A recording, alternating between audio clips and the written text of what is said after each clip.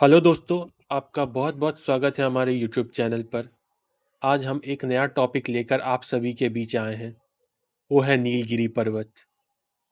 नीलगिरी पर्वत दक्षिण भारत में उत्तर-पश्चिमी तमिलनाडु, दक्षिणी कर्नाटक और पूर्वी केरल में पश्चिमी घाट का एक हिस्सा है।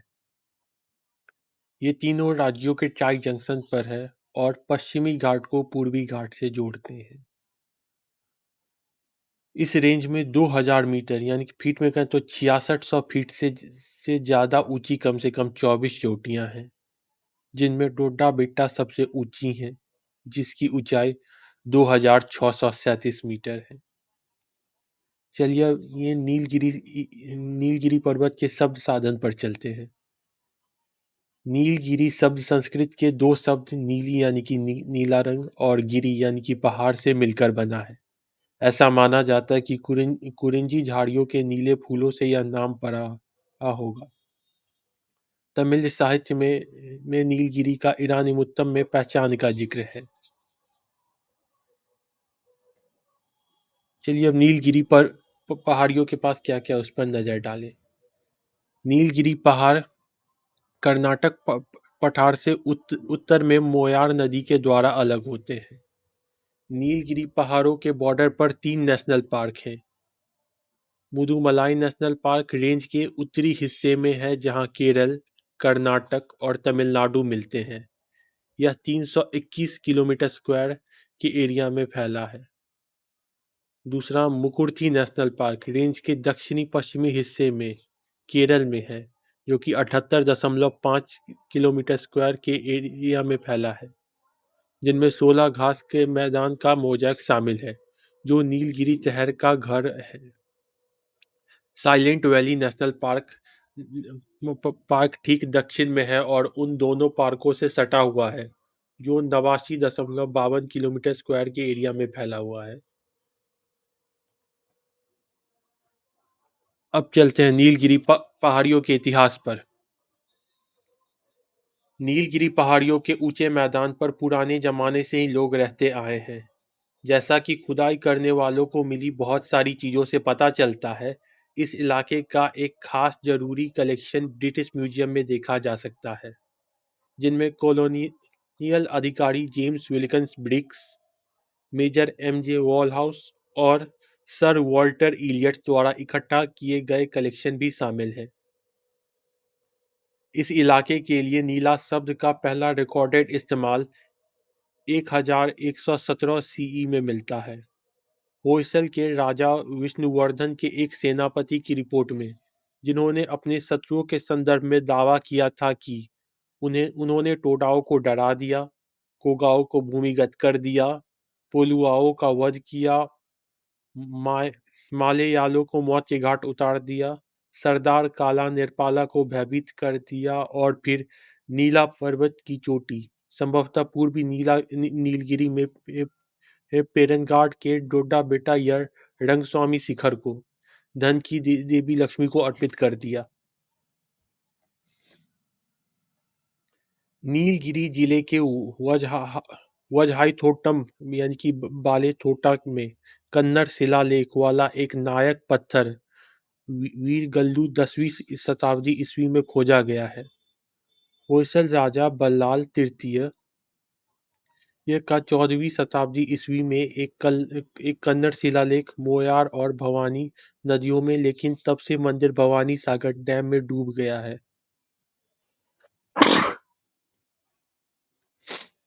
कोयम्बटूर की ओर नीलगिरी के पूर्वी हिस्से का हवाई नजारा। सन 1814 में ग्रेट ट्रिग्नोमेट्रिकल सर्वे के हिस्से के तौर पर क्रीस नाम के एक सब असिस्टेंट और मैकमोहन नाम के एक अप्रेंटिस ने दाना कुकोट्टा यानी कि दन्ना या कन्ना कोटे दर्रे से पहाड़ियों पर चढ़ाई की और सबसे दूर के हिस्सों में घुसे, प्लान बनाए और अपनी खोजों की रिपोर्ट भेजी। इन बातों के नतीजे में मद्रास के दो युवा नागरिक मेसर्स विहिस और किंडसले पहाड़ों में पनाह लिए कुछ अपराधियों का पीछा करने निकले और अंदर का इलाका देखने लगे। उन्होंने जल्द ही इतना अच्छा मौसम और इलाका देखा और महसूस किया कि उनकी और दूसरों की जिज्ञासा बढ़ गई। सन 1820 में के दशक की शुरुआत के बाद ब्रिटिश राज के तहत पहाड़ियों का तेजी से विकास हुआ, क्योंकि ज्यादातर जमीनें पहले से ही ब्रिटिश नागरिकों के प्राइवेट मालिकाना हक में थी। यह ब्रिटिश लोगों के लिए गर्मियों और वीकेंड पर घूमने की एक पॉपुलर जगह थी। कॉलोनियल दिनों की बात है, 1827 में ऊटी मद्रास प्रेसिडेंसी का ऑफिशियल सैनिटोरियम और गर्मियों की राजधानी बन गया। कई घुमावदार पहाड़ी सड़कें बनाई गई। 1899 में नीलगिरी माउंटेन रेलवे को असरदार और एंटरप्रेन्योर ब्रिटिश नागरिकों ने मद्रास सरकार के वेंचर कैपिटल से पूरा किया। 19वीं सदी में जब ब्रिटिश स्टेट सेटलमेंट ने चीनी कैदियों को भारत की जेल में डालने के लिए भेजा, तो चीनी आदमी रिहा होने के बाद नादुवट्टम के पास नीलगिरी पहाड़ों में बस गए और तमिल पेरियान महिलाओं से शादी कर ली, जिनसे चीनी तमिल बच्चे हुए। उन्हें एडगर थर्स्टन में डॉक्यूमेंट किया गया था। माफ कीजिए, उन्हें एडगर थर्स्टन ने डॉक्यूमेंट किया था। चलिए अब नीलगिरी की चोटियों पर नजर डालते हैं। नीलगिरी का सबसे ऊंचा स्थान और पर्वतमाला की दक्षिणी सीमा डोडा बेट्टा चोटी, जिसकी ऊंचाई 2637 मीटर है, जो जो उदगमंडलम से 4 किलोमीटर पूर्व दक्षिणी पूर्व में 11 degree 24 minute 10 second north, 76 degree 44 minute 14 second east पर स्थित है। रोड्डा बेटा रेंज के पश्चिमी और पास के उधग मंडलम के पास जुड़ी चोटियां हैं। कुछ इस प्रकार है। कोल्लारी बेट्टी, जिसकी ऊंचाई 2630 मीटर, फीट में कहें तो 8629 फीट। दूसरा मुकुरनी 2000, जिसकी ऊंचाई 2594 मीटर, फीट में कहें तो 8510 फीट। तीसरा मुकुर्थी, जिसकी ऊंचाई 2554 मीटर, फीट में कहें तो 8389 फीट। हेकुबा, जिसकी ऊंचाई 2375 मीटर, फीट में कहें तो 7792 फीट। कट्टा दादू, जिसकी ऊंचाई है 2418 मीटर, फीट में कहें तो 7933 फीट। कुलकुडी, जिसकी ऊंचाई है 2439 मीटर, फीट में कहें तो 8002 फीट। स्नोडन, जिसकी ऊंचाई है 2530 मीटर, फीट में कहें तो 8301 feet. 11 degree 26 minute north, 76 degree 46 minute east range की उत्तरी सीमा है। क्लब हिल 2448 मीटर, फीट में कहें तो 8031 feet. 11 degree 25 minute 18.255 second north, 76 degree 71 minute, माफ कीजिए 76 डिग्री 41 मिनट 51.9374 सेकंड ईस्ट। और एल्क हिल 2466 मीटर, फीट में कहें तो 8091 feet. 11 degree 23 minute 55 second north, 76 degree 42 minute 39 second east की रेंज में खास ऊंचाई है। रोटा बेटा रेंज की 4 चोटियों की एक सेमी सर्कल में शानदार ऊटी, यानी कि उदगमंडलम वैली के पूर्वी हिस्से को बनाती है, उत्तर से दक्षिण की ओर। ये क्लब हिल, स्नोडन, डोडा बेटा और एल्क हिल है। देवसोला, जिसकी ऊंचाई 2261 मीटर, फीट में कहें तो 7418 फीट, जो अपने नीले गम के पेड़ों के लिए मशहूर है, डोडा बेटा रेंज के दक्षिण में है। कुल कोम्बई जिसकी ऊंचाई 1707 मीटर है, फीट में करें तो 5600 फीट, देवसोला के पूरब में है। भवानी वैली और कोयम्बटूर जिले की एक की लैम्पटन चोटी श्रृंखला यहाँ से फैली हुई है। अब अगले पे नजर डालते हैं। मुट्टू बेटा जिसकी ऊंचाई 2323 मीटर, फीट में गए तो 7621 feet, 11 degree 27 minute north, 76 degree 43 minute east, Udhagamandalam से लगभग 5 किलोमीटर उत्तर पश्चिम में है। ताम्रबेट्टा यानी कि इंग्लिश में कह सकते हैं कॉपर हिल, जिसकी ऊंचाई 2120 मीटर, फीट में कहें तो 6955 feet, 11 degree 22 minute north, 76 degree 48 minute east, Udhagamandalam से लगभग 8 किलोमीटर दक्षिण पूर्व में है। वेल्लनगिरी यानी कि जिसे सिल्वरी हिल्स कहते हैं, उसकी ऊंचाई 2120 मीटर है, फीट में कहे तो 6955 फीट, उदगमंडल से माफ कीजिए उद उदगमंडलम से 16 किलोमीटर पश्चिम उत्तर पश्चिम में है। चलिए अब एक नजर डालते हैं नीलगिरी पहाड़ियों में बसे में कितने सारे वाटरफॉल्स यानी कि झरने हैं। सबसे ऊंचा झरना कुल्ला काम्बी फॉल कोलाकंबई पहाड़ियों के उत्तर में है, जिसकी लगातार गिरावट 400 फीट, मीटर में कहें तो 120 मीटर है। पास में ही 150 फीट, मीटर में कहें तो 46 मीटर का हलसाना फॉल्स है। दूसरा सबसे सबसे ऊंचा कैथरीन फॉल्स है, जो कोटागिरी के पास है, जिसकी ऊंचाई 250 फीट, मीटर में कहें तो 76 मीटर है, जिसका नाम एमडी कार्कबर्न की पत्नी के नाम पर रखा गया था, जिनके बारे में माना जाता है कि उन्होंने नीलगिरी पहाड़ियों में कॉफी बागानों की शुरुआत की थी। ऊपरी और निचले पायकारा फॉल्स के ऊंचाई क्रमशः 180 फीट, 55 मीटर और 200 फीट, मीटर में कहें तो 61 मीटर है।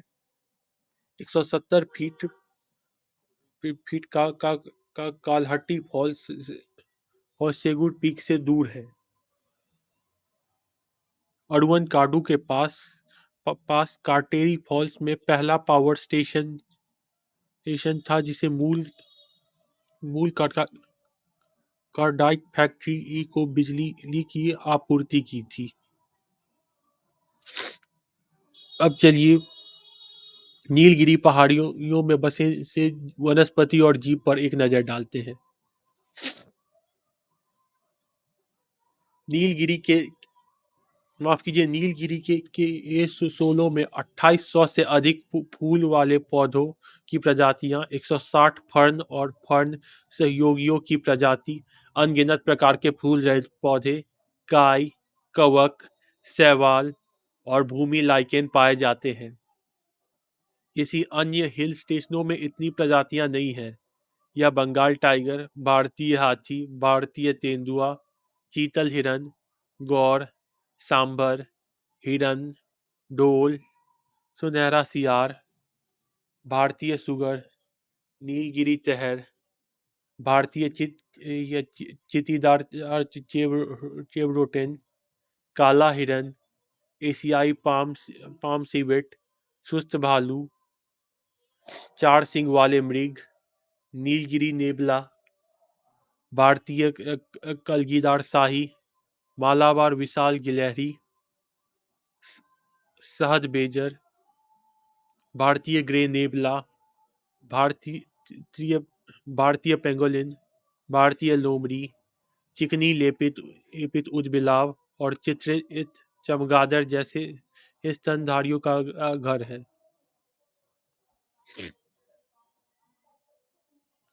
Indian python, king cobra, common krait, Indian cobra, Malabar pit viper, Nilgiri keelback, oriental garden lizard, एडिक्स एरेक्स वे टेकरी और मगर क्रोकोडाइल यहाँ पाए जाने वाले रेप्टाइल्स हैं।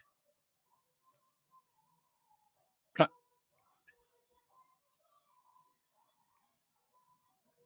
प्राइमेट्स में लायन टेल्ड मैकॉक, नीलगिरी लंगूर, ग्रे लंगूर और बोनट मैकॉक शामिल हैं। यहाँ पाए जाने वाले पक्षी हैं इंडियन मोर, Nilgiri laughing thrush, Nilgiri flycatcher, grey jungle fowl, Malabar pied hornbill, Malabar parakeet, great hornbill, Nilgiri wood pigeon, Indian vulture, black hooded oriole, grey headed bulbul और मालाबार ग्रे हॉर्नबिल। लिस्ट में एम्फीबियंस हैं पर्पल फ्रॉग, साइलेंट वैली इब्रस frog, Malabar gliding frog, बोडो मिक्सल्स और कई और। यह साउथ इंडिया में अकेली ऐसी जगह है जहाँ सफेद टाइगर पाया जाता है। यहाँ यहाँ रहने की मुख्य जगह ट्रॉपिकल रेन फॉरेस्ट है।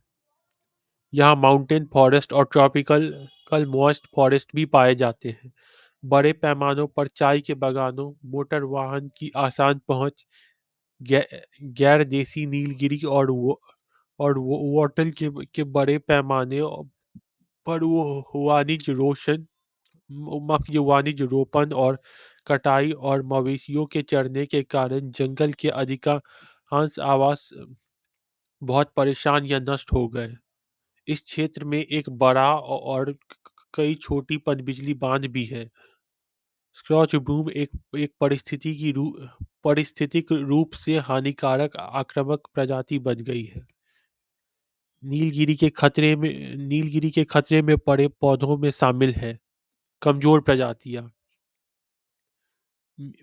मिलीयूसा नीलागिरी का पहला, दूसरा नोथापोडाइट्स फोएडिटा, तीसरा तीसरा कोमेलिना वाइटी। दुर्लभ प्रजातियां सेरोपेगिया डोकाइसनियाना, ओना सेरोपेगिया हेगिया पुसिला, सैनोपिसा कोडेक्स। आप देख ही सकते हैं। लुप्तप्राय प्रजातियों में आप पढ़ सकते हैं युंगिया, माफ कीजिए युंगिया नीलगिरी एंसिस, इम्पेरिसियस नियो बार्नेसी, इम्पेसियंस नीलगिरी का, यूओनियस यस एंगुलाट्स, यूओनिमस सेराटिपस। ये रही हमारी नीलगिरी के बारे में जानकारी। आशा करता हूँ आपको हमारी आज की ये वीडियो पसंद आई होगी। तो लाइक करें, सब्सक्राइब करें और अपने दोस्तों के साथ इसे शेयर करें। धन्यवाद।